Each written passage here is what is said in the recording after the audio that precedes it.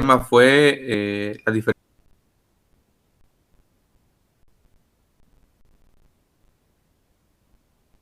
Se recuerdan que el tema fue las diferentes fases o etapas de la evaluación, así también los problemas que se presentan en la evaluación y los retos de la evaluación. Y vivimos un poco de la ética de la evaluación, pero nomás nos centramos en las etapas, dar una planificación para poder implementar lo que se va a realizar, la planificación, luego seguía la elección de los instrumentos de recogida de información, que también es un paso, una etapa importante, porque de ahí va a depender la actividad de la información que nosotros vayamos a obtener, de si es el instrumento adecuado que vamos a utilizar o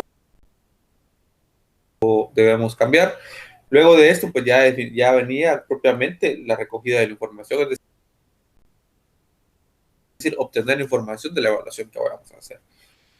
Siempre mencionamos de que nosotros estamos orientando el curso un poco de clases o de un grupo de alumnos, pero bueno, la recogida de la información va a ser el paso, digamos, de llevar a la práctica lo que ya planificamos. Luego viene el análisis de la información, que también es otro paso importantísimo, ver cómo vamos a calificar, vamos a asignar la nota, vamos a hacer por ahí algunas gráficas y sacar algunos parámetros que vamos a concluir a partir de la información que pudimos recabar, del análisis que se le hizo y cómo lo podemos aplicar en el proceso de enseñanza-aprendizaje de los estudiantes. Luego venía la toma de decisiones. Recordemos que si no hay toma de decisiones, si no se mejora o no se analiza cómo va el proceso de enseñanza-aprendizaje, no existe evaluación. Debe haber una toma de decisiones. Y bueno, antes había otro paso que era presentación del informe de resultados, pero bueno, eso en una evaluación escolar, en una evaluación a nivel de grupo de alumnos, pues, o sea, las relaciones que hay entre alumno a alumno, problemas de bullying o problemas o relación entre profesor y alumno, entre profesor y padres de familia. Entonces, estos son los problemas personales que pueden afectar a la evaluación. También los problemas técnicos, es decir, que no hay una concordancia entre lo que se planifica y lo que se enseña o el país como tal. Luego los retos de la evaluación, bueno, así brevemente, un reto era que se dieran a conocer las notas, se calificara rápido, que el profesor entregara adecuadamente en un tiempo prudente las notas de la evaluación a los alumnos, que se usara tanto la evaluación formativa como la sumativa para poder dar una nota final. Ahí pues mencionábamos la ética que debe haber tanto el profesor a la hora de evaluar como el alumno, ¿no? No copiarse, no aceptar sobornos de parte del profesor, etcétera. Ustedes conocen muy bien eso, a qué me refiero. Bueno, entonces así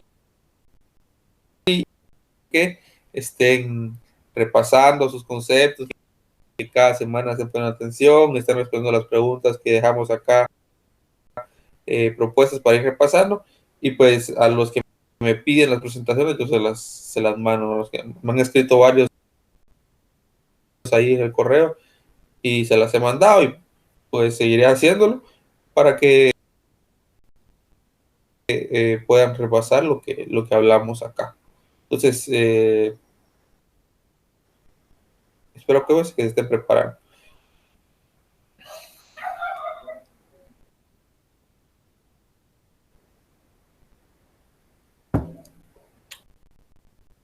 Muy bien, el tema para el día de hoy es la reforma educativa. Principios, ejes y fines del currículo. Como siempre, dividimos nuestra clase en dos en base a los objetivos. En el primero vamos a hablar de la reforma educativa como tal y cómo fue que surgió, el contexto histórico. Y luego vamos a entrar a ver de una vez el CNB, una cuestión así y un poco somera, pero para que tengan una idea qué es el CNB, cuáles son los fundamentos, los principios, los ejes y los fines que lo sostienen. Y pues, ¿para qué sirve? ¿Por qué se hace una reforma educativa? Recordemos que la palabra reforma, de reformar, de reestructurar, de arreglar algo, no tirarlo y construirlo, no, sino que tomar las cosas buenas y continuarlas, pero las cosas malas irlas quitando e irlas reemplazando por otros ejes. Reforma educativa, entonces ir viendo qué cosas están mal en la educación, qué cosas están descontextualizadas, no están acordes al tiempo, y ir adaptándolo, y adaptándolos a las necesidades de la sociedad, a las necesidades de la persona, y que realmente le puedan servir.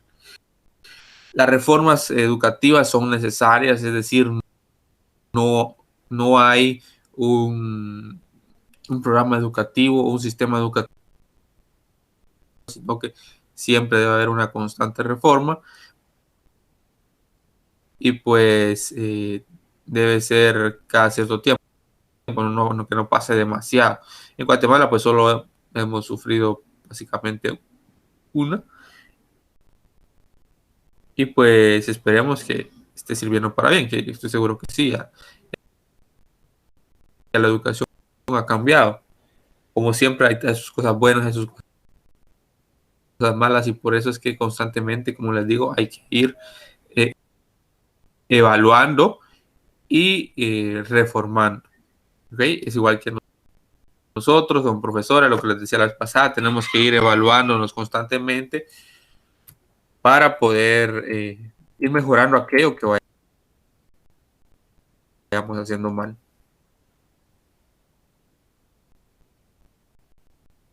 Enmienda o actualización del sistema educativo de una nación con el objetivo de mejorar. Eso es lo que se pretende, modificar, enmendar o actualizar, porque se quedó obsoleto conforme al tiempo, del sistema educativo de una nación, siempre con el objetivo de mejorarlo. Ese va a ser el objetivo, ¿no? El objetivo de una reforma nunca va a ser empeorarlo, aunque por la voluntad de hacerlo mejor, pero que resulta que en la práctica no funcionó, no se cumplieron los objetivos con lo que se había hecho, y por lo tanto pues regresamos al sistema que teníamos, o definitivamente hay que volver a reformarlo rápidamente. Entonces, pero el fin principal es mejorar el sistema.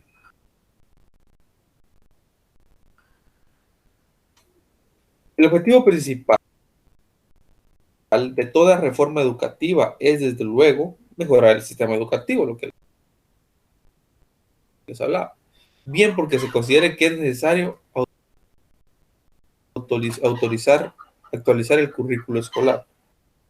Recordemos que un currículo son todos los contenidos, las formas de cómo se va a evaluar, de los indicadores que se van a utilizar. En el caso de hablando de Guatemala.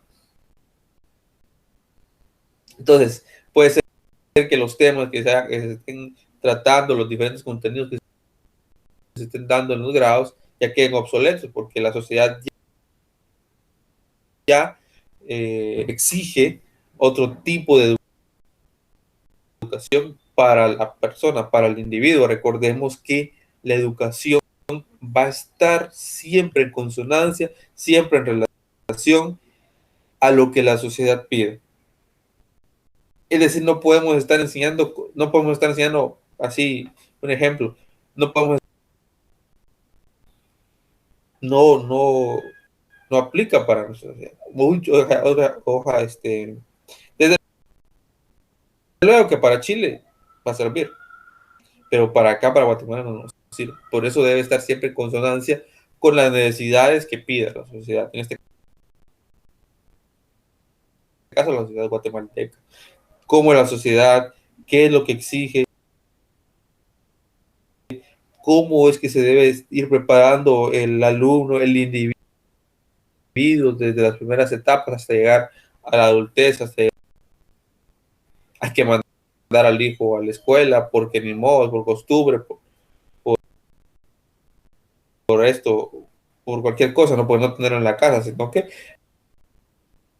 el fin es formar ciudadanos de bien, formar ciudadanos competentes para insertarse en la vida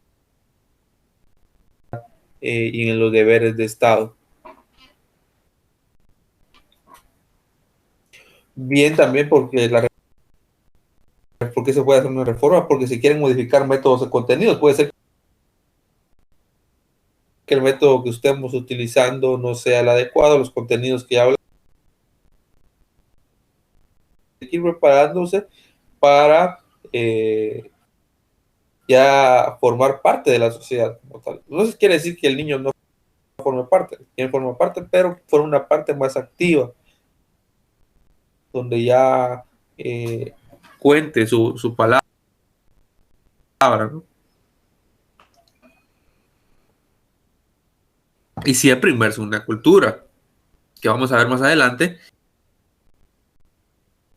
que antes la educación en Guatemala estaba un poco descontextualizada de la cultura. Es decir, había solo una cultura imperante y las demás, pues sí que vamos a hablar del contexto histórico que conllevó a la reforma educativa en Guatemala. ¿Okay? Porque como ya les mencionaba antes,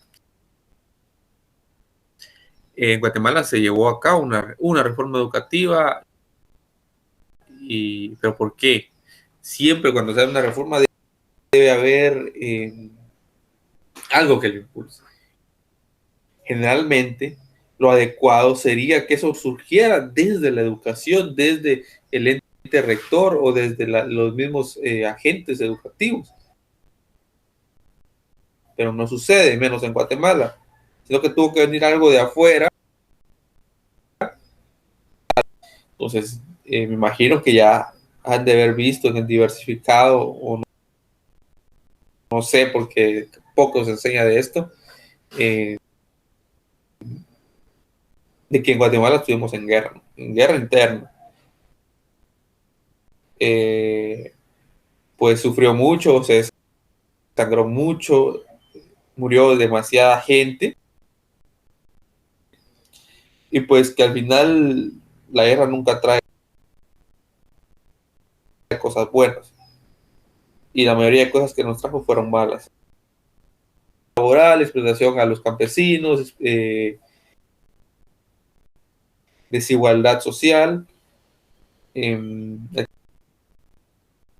etcétera.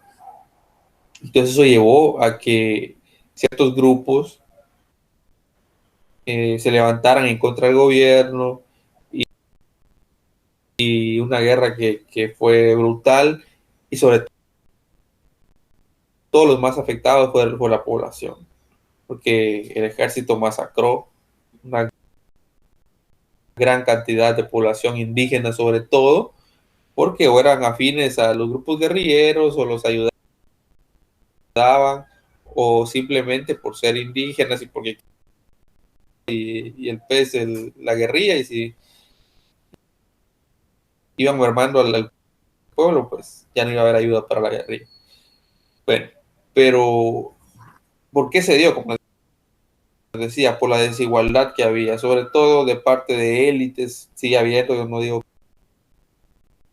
que no, sigue habiendo, pero ya no se marca tanto, de élites, de personas que tenían mucho poder en Guatemala. Entonces, ¿qué vino a llevar esto?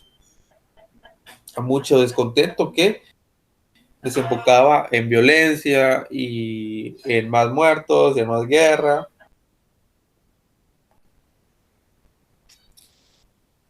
Entonces, a partir de todo esto, del conflicto armado interno, surgen los acuerdos de paz. Es decir, los acuerdos de paz son una serie de acuerdos que se fueron firmando entre la guerrilla que se unificó en la Unión Revolucionaria Nacional de Guatemala, guatemalteca, URNG, y el Estado de Guatemala. Fueron diferentes acuerdos que se empezaron a firmar a partir de los inicios del 90, es decir, no fue uno solo, ¿sí? Fueron 12 acuerdos que se firmaron para establecer ejes de que el Estado, más que todo, porque aquí el Estado era el que se comprometía a velar porque eso se cumpliera. Es decir, ir acordando diferentes ejes para ir cambiando la sociedad guatemalteca, para que ya no siguiera lo mismo, para evitar que se volviera a dar otra guerra de estas dimensiones. Entonces, por eso se fueron firmando estos acuerdos donde el Estado se comprometía a implementarlos. El último se firmó el 29 de diciembre de 1996, fue el último. O sea, el acuerdo de paz firme era donde se ponía cese al fuego. Atacando, entregaron las armas aparentemente, se insertaron a la sociedad, pero el Estado no cumplió. ¿Por qué? Porque simplemente los acuerdos no eran una ley, era un acuerdo simple y la mayoría pues no se llevaron a cabo todavía. 25 años después, están mucho que deber el Estado guatemalteco. Algunos sí se implementaron a medias, otros definitivamente no y se quedó así. No hay interés porque obviamente no va conforme a sus fines.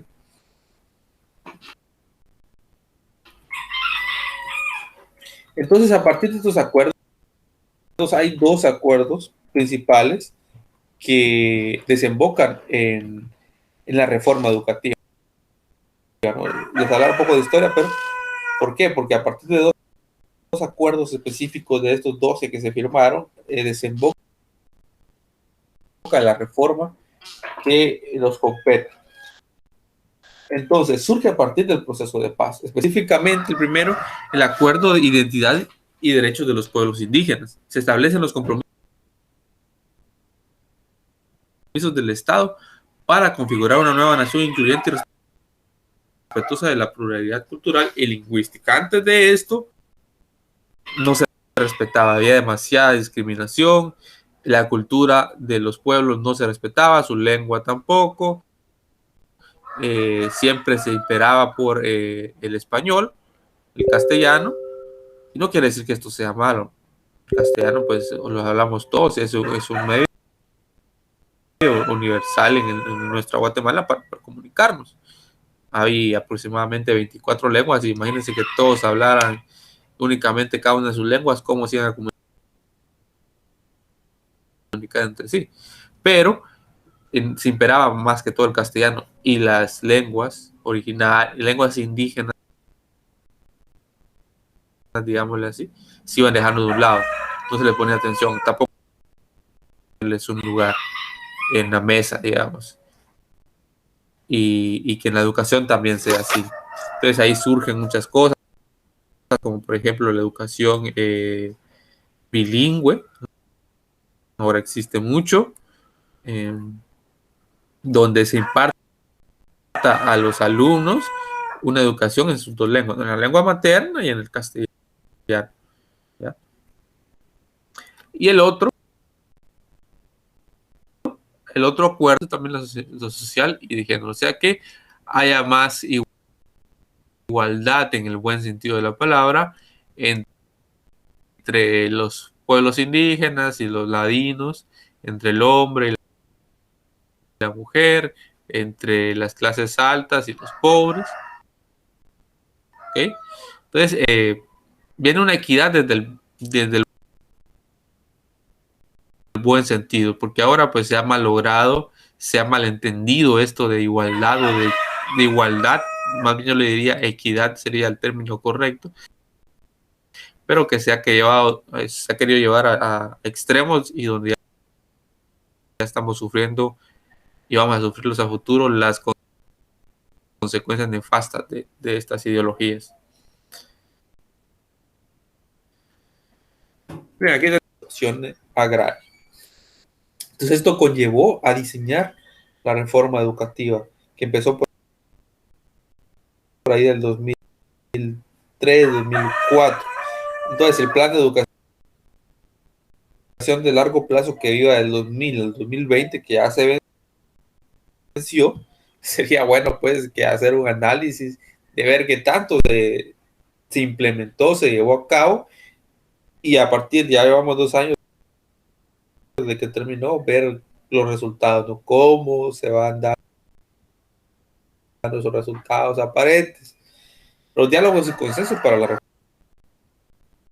reforma educativa, obviamente, sí, porque puede ser que no el plan educativo que podamos llevar no se adapte a las condiciones de las personas. Y bueno, a partir de ello surge el programa de gobierno Sector Educación 2000-2004. Entonces, miren, la reforma educativa, así para ir repasando. La reforma educativa surge a partir de los acuerdos de paz firmados por el conflicto armado que se llevó en Guatemala.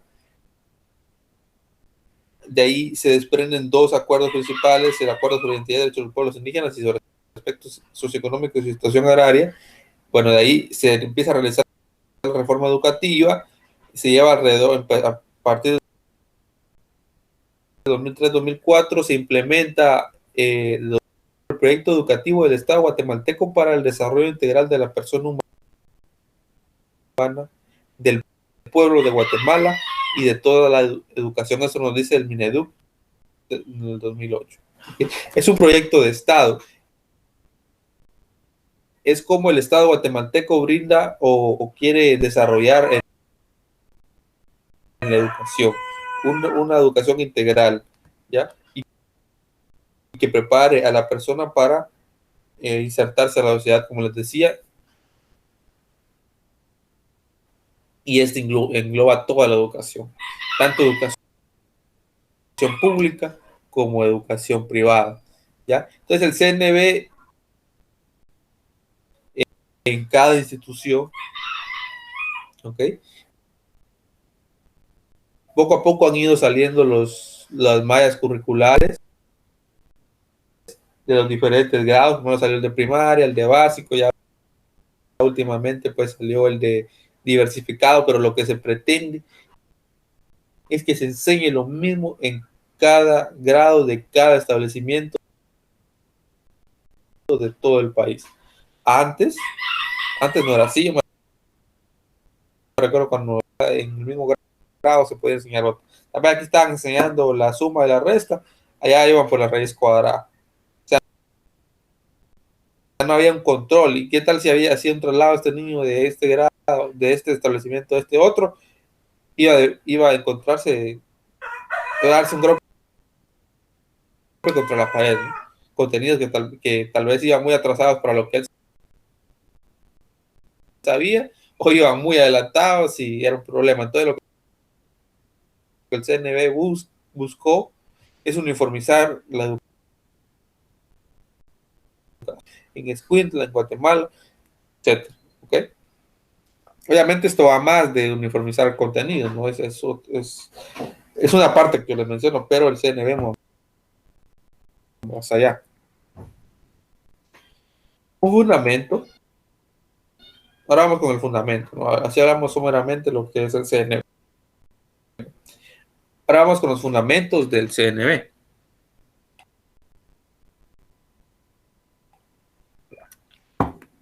Nos dice que es un fundamento, es el cimiento en que se apoya algo, ¿sí? Cuando vamos a fundir una casa, si vamos a hacer los cimientos bajo tierra para que se sostengan las paredes y no se caigan.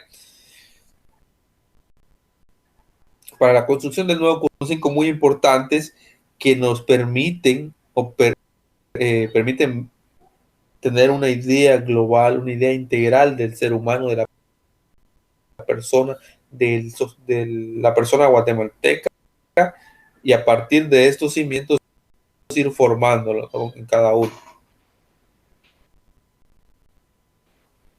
Entonces vamos a ver primero el cimiento antropológico que se trató de buscar en el CNV. Entonces, en el antropológico nos dice: construye su identidad como creador y heredero de la cultura a través del lenguaje. Recordemos que la antropología es una ciencia que estudia al ser humano como tal, al hombre. ¿Okay? Entonces, a partir de este fundamento antropológico, se pretende que la persona, el educando, cultura de pertenencia, vaya desarrollándola, vaya conservándola a través del lenguaje. Entonces, ese es el fundamento antropológico del CNV. Ahora vamos con el sociológico. Recordemos bien que la sociología es la ciencia que estudia al ser humano en sociedad, cómo se desenvuelve con los demás, cómo interactúa en la sociedad. Entonces aquí tiene en cuenta los escenarios del ser humano, la familia, la comunidad, el país y la convivencia en interdependencia con responsabilidad, su solidaridad y respeto. Entonces, ¿cómo guiar a la persona para que se desarrolle primero en su familia, la buena convivencia en su familia? La familia va a ser, el conjunto de familias va a ser la comunidad, el conjunto de comunidades va a formar a nosotros como país. Muchas veces en nuestra Guatemala pues no se implementa, y eso es un problema que recae en tantos problemas que podríamos evitar como sociedad. Ahora vamos con el filosófico. Recordemos que la filosofía es la ciencia del pensamiento, o sea, es decir, la persona va a ser el centro de la educación.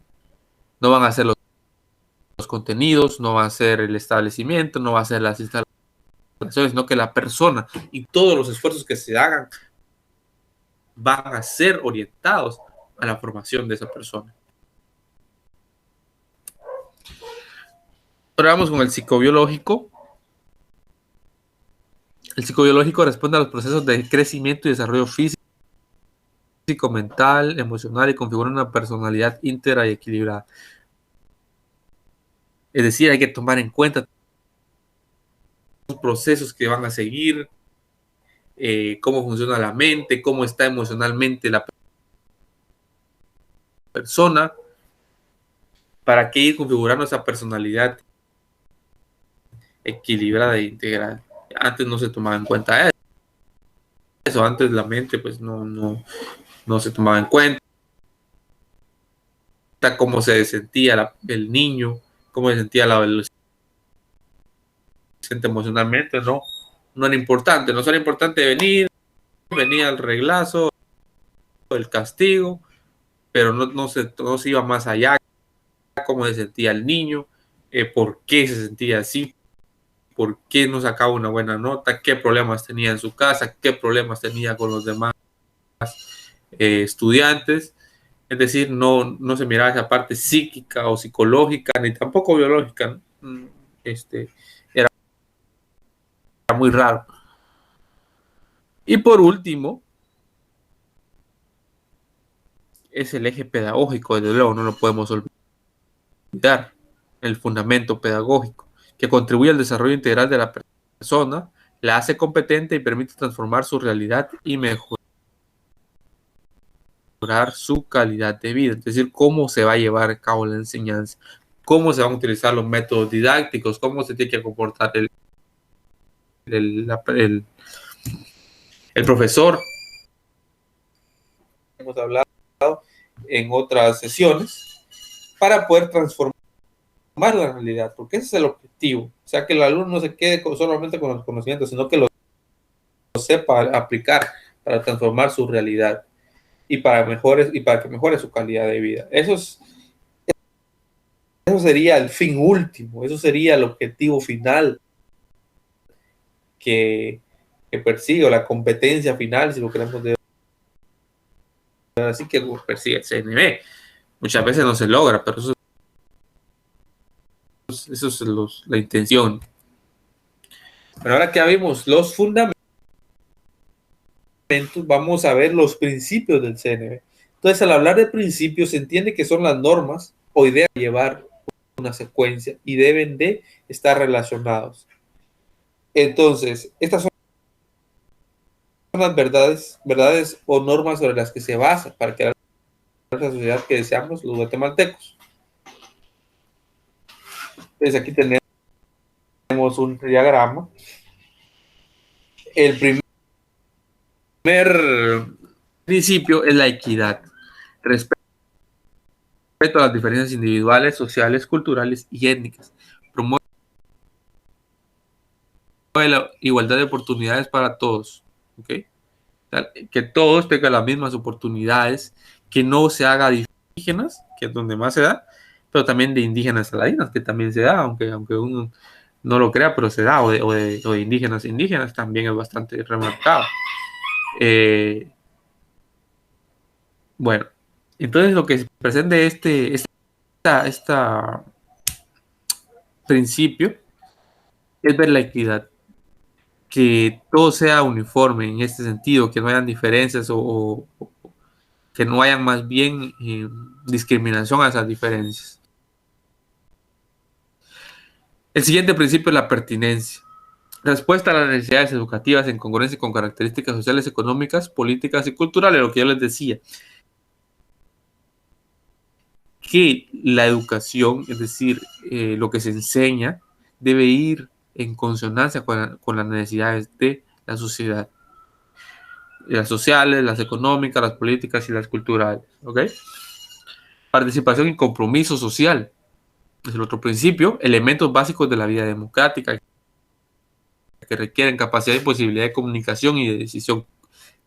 Que la persona vaya desarrollando esa capacidad de comunicarse, que no se quede callado, que no sea un agente pasivo y que tome decisiones a partir de eso, porque eso es lo que requiere la sociedad hoy en día, de personas que puedan participar, de que se avienten, de que, pero todo esto no es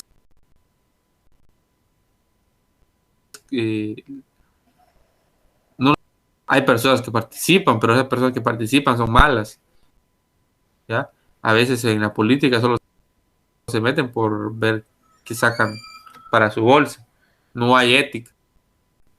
Y aquellos que se animan a meterse también van por lo mismo, entonces no es el objetivo.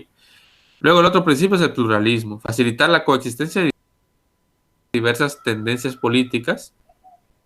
Ya, lastimosamente, aquí en Guatemala pues no se respeta mucho esto, porque solo se quiere imponer un tipo de política, sea de derecha o de izquierda. Si la de la derecha está, solo quiere imponer su política. Si la izquierda está, por muy bonita que nos las pinten, también es igual o peor que la derecha.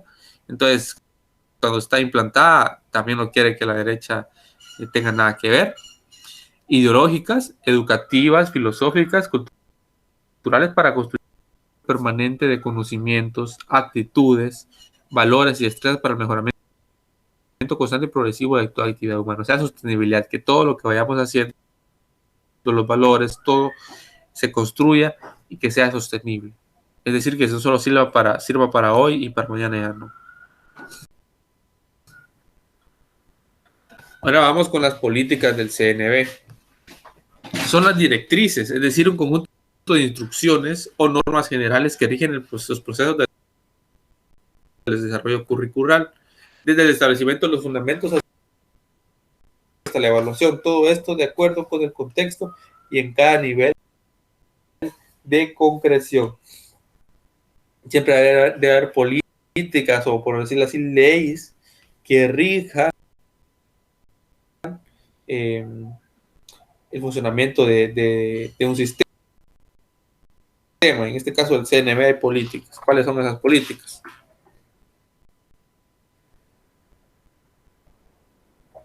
Fortalecimiento de valores, de respeto, responsabilidad. Entonces, ir viendo cómo ir promoviendo estos valores, la responsabilidad, la solidaridad y la honestidad, para vivir en una democracia real, una cultura de paz, una construcción ciudadana, que hasta hoy, 2022, no se ha logrado. Sería mentira decir que se ha logrado porque estamos en pañales todavía, pero eso es lo que pretende el CNB. Y nosotros no cambian en su idiosincrasia. Luego impulso del desarrollo de cada pueblo y comunidad, privilegiando las relaciones. Fomento de igualdad de oportunidades de personas y pueblos con criterios de pertenencia y relevancia, es decir, que cada pueblo tenga la misma oportunidad de desarrollarse, la misma oportunidad. Ojo, la misma oportunidad, no se van a desarrollar igual, porque no todos los pueblos, no todos los individuos son iguales. Y aquí es donde a veces se peca, ¿no? Porque se quiere que todos sean iguales, que todos se desarrollen igual, que vayan al mismo ritmo, y eso es imposible. ¿Ok? Con un ejemplo, si yo le doy 100 quetzales, se lo gastaron, otros lo metieron al banco para que ganara intereses, otros lo invirtieron y ya ahora tienen 1000 quetzales, ¿me entienden? Entonces no podemos caer en una igualdad ciega, ¿no? Todos somos diferentes, pero ir viendo que las oportunidades sean las mismas. Las oportunidades, ya si la persona la aprovecha, pues es otra historia. Promoción del bilingüismo y multilingüismo a favor del diálogo intercultural, es decir, que las lenguas de los pueblos indígenas tengan también un lugar en la mesa, como les decía. Obviamente el castellano pues es un idioma que nos sirve a todos para comunicarnos universalmente en el país. Impulso y desarrollo de ciencia y tecnología, que esto es muy importante, ir desarrollando la ciencia, ir desarrollando la investigación. Tanto nos cuesta aquí en Guatemala, también estamos, pero por los suelos. Atención a población con necesidades educativas especiales, o sea, aquellos que estamos muy deficientes. Y énfasis en formación para la productividad y laboriosidad, es decir, que la persona salga preparado para insertarse al mundo laboral o para emprender. ¿Okay? Bueno, estas son las políticas que persigue el CNB. Fines del CNB son las grandes metas o propósitos a las cuales se orienta el proceso de transformación curricular y la reforma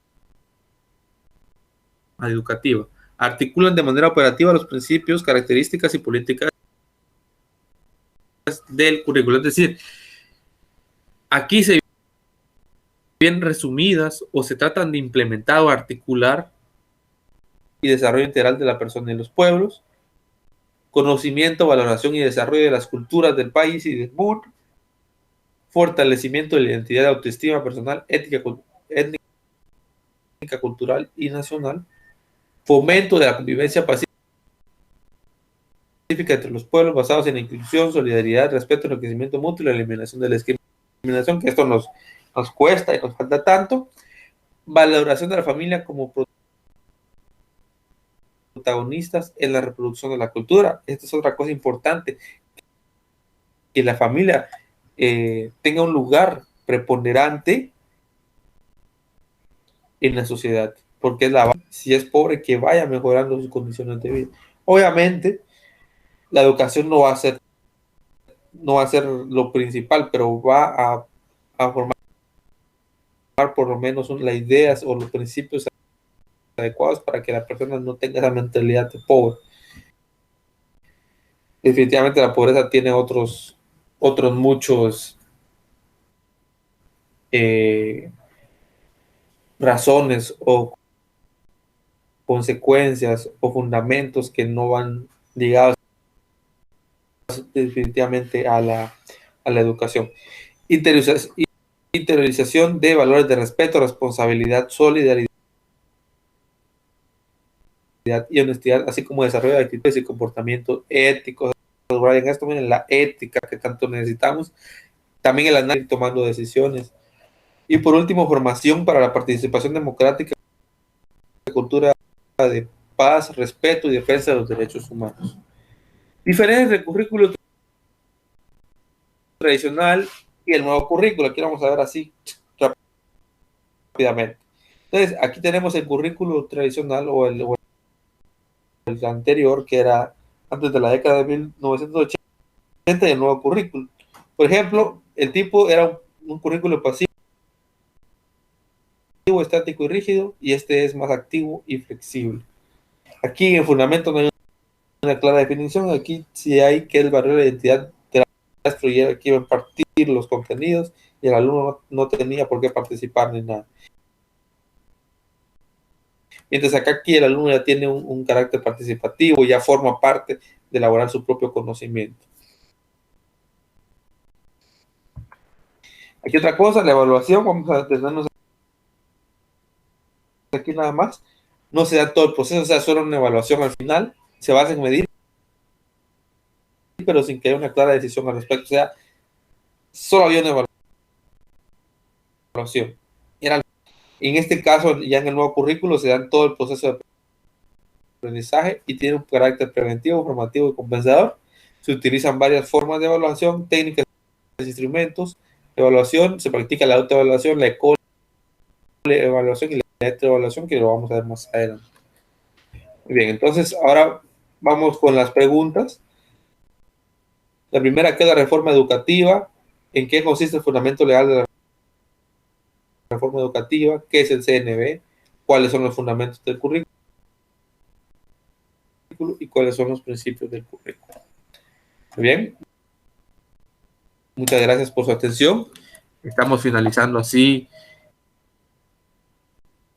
esta. Nos seguimos viendo la próxima semana y espero que sigan pasando un excelente día y primero Dios, una excelente semana. Nos vemos.